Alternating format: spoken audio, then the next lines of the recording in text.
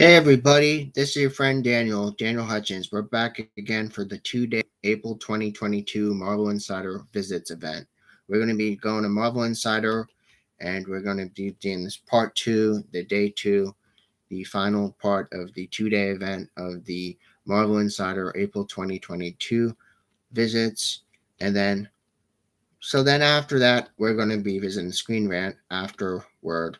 So we're hopping onto Marvel Insider, checking our stats, doing a few things, and heading to Screen Rant. Okay, so that's what we're doing. Okay, so yeah, things are good. Had to log back in, password saved to Google. So then I'm still a level elite. I'm 13,900 redeemable, 13,900 maintain points, 27,209 reward points or redeem points. And the last time I was on was, of course, yesterday because of the 2-day April event. Okay, so you want to know more about Moon Knight, right? So, again, they have a lot of different articles and updates on Moon Knight. Okay, you want to know more about Moon Knight? Well, you came to the right place. Because now they just said Moon Knight is now arriving to the California Adventure Park in Disney and the Avengers campus. New heroic encounters have arrived. Moon Knight has now arrived to Disney California Adventure Park, aka the Avengers campus. Okay, so basically you can basically spot him in the Avengers headquarters where again you see his eyes and look out for evildoers and wherever they might hide. Again, there also is another list of encounters at the Avengers campus like Spider-Man, Black Widow, Shang-Chi, Cersei, Kingo, and Phastos, and the rest of the Eternals, of course, Captain America and Iron Man, and you can see them every day at the Avengers campus.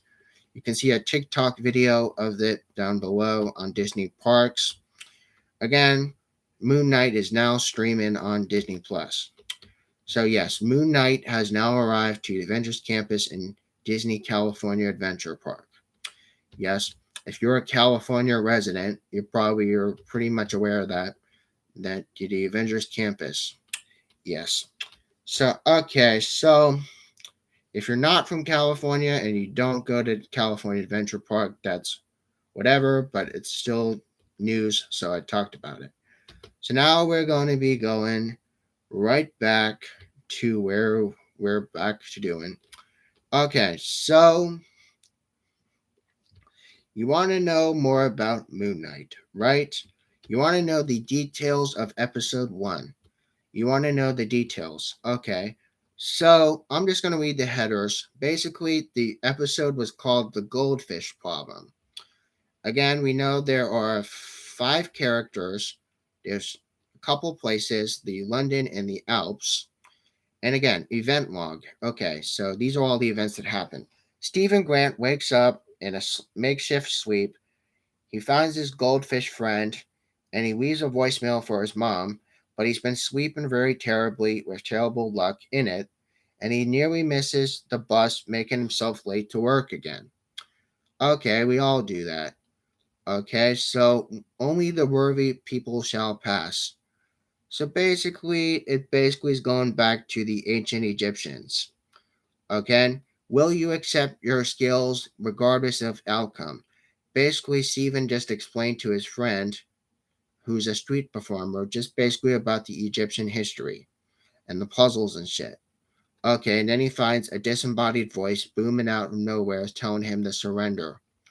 Again, so that's nothing much going there. The fish is wrong, the time is wrong. No, you're not quite right. So basically, that's all just in the title. It's basically the fish was wrong, the time is wrong, and no, you're right. That's basically what happened with that. Okay, world's first boogeyman. Yes. So basically, he's just going into seeing this Egyptian deity where basically had summoned him the powers of what he now possesses now.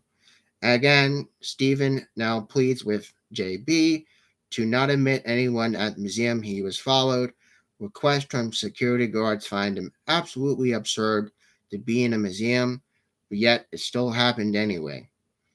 The museum had to close, but Stephen aggressively pursued the beastly jackal, and the museum speakers they demand Stephen relinquish the scarab or be torn apart.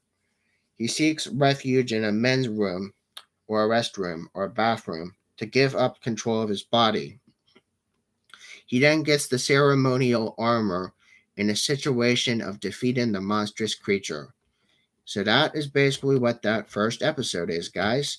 And like I said, I had did a review on it. I did a episode review on the channel. You can check that out. I gave the first episode a 3.5, I believe. A 3.5, I think, was how I rated it. Now, you can correct me if I'm wrong, but I'm pretty damn sure that when I did my special video the other day, I think I gave it a 3.5 just because I thought it was just average. So, just an average episode. Okay, so yeah, we're going back. We're going back to Marvel Insider. Again, we are also simultaneously watching stuff on HBO Max on the other TV, but you don't have to worry because that's on mute.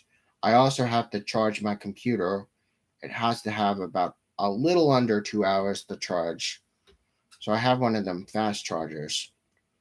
So that's nice. So now we are going to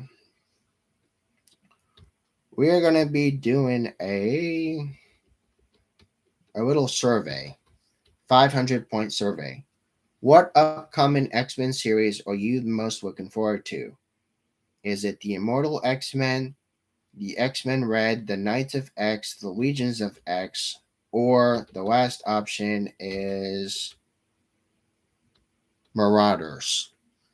Okay, so of the new X-Men series, I would have to say the one I'm most excited of is the Immortal X-Men. Because the name of it basically says they are immortal and basically a mutant of any sort or X-Men hero or any sort can be immortal. So I really think that's the excited series I'm most looking forward to. Again, so we're going over to comics and we are going to check out the what was going on with the history of the Marvel Universe Black Panther. Okay, history of the Marvel Universe Black Panther. So basically, the next episode of that podcast basically follows John Ridley's Black Panther, World of Wakanda, Shuri, Killmonger, Black Panther, and the Earth's Mightiest Heroes Avengers. Yeah, so that basically was what that ties that with. Okay, so again, guys, the time check right now is under 10 minutes. So we're under 10 minutes. We are actually moving really quick for the timer I'm seeing. So we are going over to our friend Screen Rant. We're going over to our friend Screen Rant. Again, Screen Rant. There's a lot of new stuff I think they add to Screen Rant. Okay, so yes.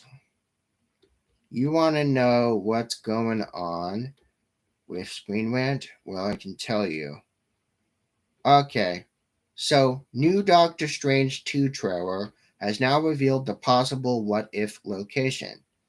Okay, Marvel Korea has now released this new news that the new Doctor Strange in the Multiverse of Madness could potentially include a connection to the animated show Marvel What If. You remember Marvel What if you were around last August. Right around August of last year, 2021, they did a short series called Marvel What If. It was animated, of course, but you probably remember. Brand new Doctor Strange in the Multiverse of Madness trailer has been released. Might include links to the Marvel series What If.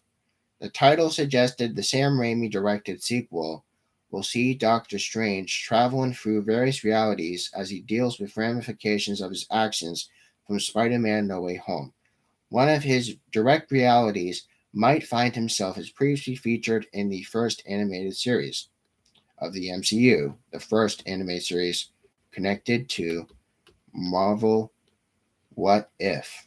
Yes, Marvel What If. So while you notice that in Marvel What If, again, it imagines how the saga of the Infinity Saga would have changed the elements different. Again, we had Jeffrey White as the Watcher, and the Infinity powered Ultron was basically the end. Again, you have the Guardians of the Multiverse, which also is at the end. So that now, despite the Doctor Strange and the Multiverse of Madness, they might feature one of those animated settings from the sequel. Okay, so roughly a month to go before Doctor Strange Multiverse of Madness comes out. Again, so Marvel Studios is ramping up marketing efforts. Include the IMAX trailers for Marvel Korea. The clips have now showed extended scenes, including movie settings in a similar Ultron destroyed universe from the Marvel What If. You can watch this Korean video down below. I think it's really interesting. Will you check that out yourself? I'll watch it later. Because I already seen tons and tons and tons of trailers promoting to the movies and stuff. The existence of Sinister Strange. Yes, a corrupted, corroded version of the zombie variant basically confirmed that Doctor Strange 2, The Multiverse of Madness, will directly connect to the animated series. The first time it's been clear indication the film will actually visit one of the realities featured from Marvel What If. In further context, the Destroyed Universe debuted the Ultron-centric episode where it basically had when Ultron had the Infinity Stones, and also called the Guardians of the Multiverse. Avengers Age of Ultron, he basically had his plan in that sequel. Again, Black Widow from that timeline actually survived, and the Watcher had transferred different ones just so she can thrive. Uncertain of how this film would dwell in particular world settings, like ours, the Earth 616, it's still possible that there is nothing more than just visual references. It's been previously noted in Redcon before, confirmed that America Chavez will be the one to teach Doctor Strange more of the multiverse, since he is the multiverse. Again, the pair encounter will each ever be detained in the Illuminati, because basically Doctor Strange goes in trial in the trailers. You remember seeing the trailer where he gets detained by the Illuminati and he gets tested in trial. So, okay. What's still unclear is that Wanda Maximoff, Scarlet Witch, Elizabeth Olsen, has her role in narrative. Again, we don't know what she's doing, but she's just a filler character or main lead, I don't know. Again, marketing for this tumultuous relationship with Strange. This might still be a team up against the real villain of the Multiverse of Madness. Still, we do not know who the villain of Multiverse of Madness is. Until we find out who the villain is, we're basically gonna have to theorize based off the information we have. Okay, so all right, we're gonna keep going. Yes, we're gonna keep going. Yes, figured I'd talk about the Doctor Strange again. Okay, so you want to know more about Mandalorian? Yes, Mandalorian. The Mandalorian still continues to be the top Star Wars MCU Disney Plus viewership. Okay, so of Star Wars live action and Marvel series, Mandalorian, according to new reports, have showed the total viewership continues to dominate in that genre. 5 hours ago, The Mandalorian has continued to dominate viewership amongst the world with both Star Wars and Marvel Disney Plus shows. The series debuted basically in 2019, basically when Disney Plus was born, basically with Din Djarin and Grogu, dubbed as Baby Yoda. Again, since left huge impacts on audiences with their journey together, filming with The Mandalorian Season 3 is now reportedly lapped. I talked about that on a different video.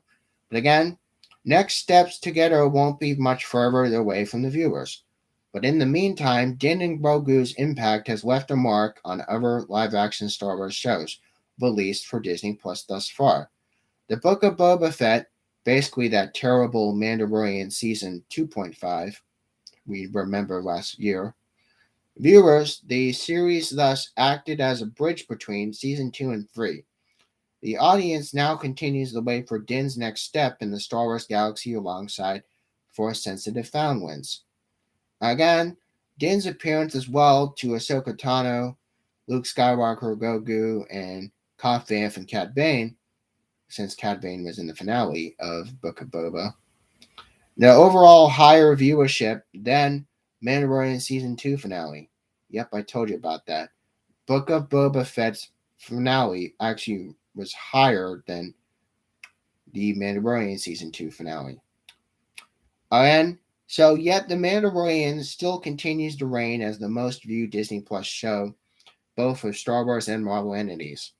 THR, which is a news place, has reported Mandalorian tops the viewers and all other viewerships in both Season 1 and Season 2. The only series to come close to that was Loki. Yes, Loki, we talked about how Loki is very popular.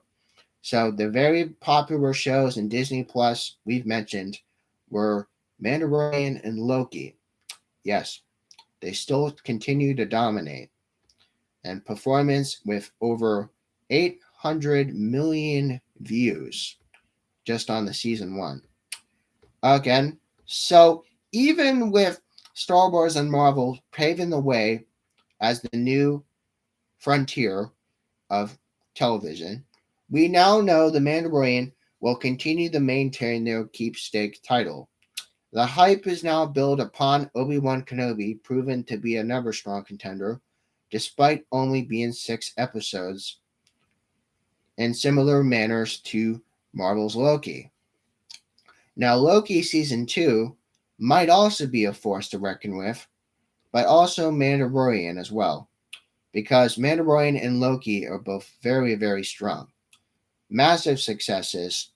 Now, we said they're massive successes, and they continue to grow and provide content to the vast audiences.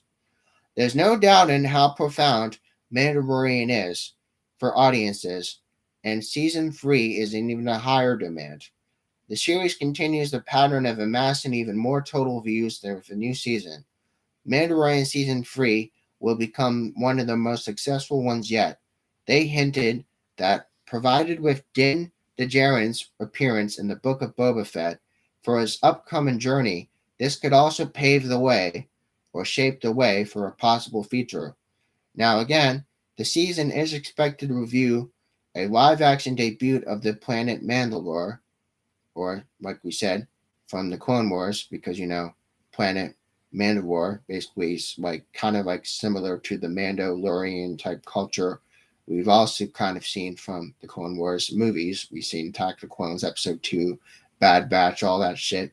Like we said, all the clone connections, all the Mandalorian connections. You know what I'm saying? So they had like in Bad Batch, remember how they had the clone template and they basically going after that and stuff, and how they had the planet Camino. Well, basically that's something else we can explore later. If you want to know more about what happened with Camino or what's going on with Bad Batch Season 2, I can do that on a different video.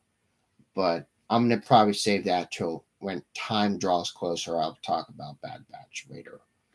But okay, so Season 3 of Mandalorian now is going to be arriving around Christmas. So it is no much more longer than viewers can say with success of exciting journeys the series is offering. Okay, so again, guys, let me know your thoughts. I think it's really good. So again, I figured you guys should know what's going on with Mandalorian. How also the Book of Boba Fett has kind of just been a filler piece. How it's been kind of a filler piece, and we're kind of just in development era stuff right now.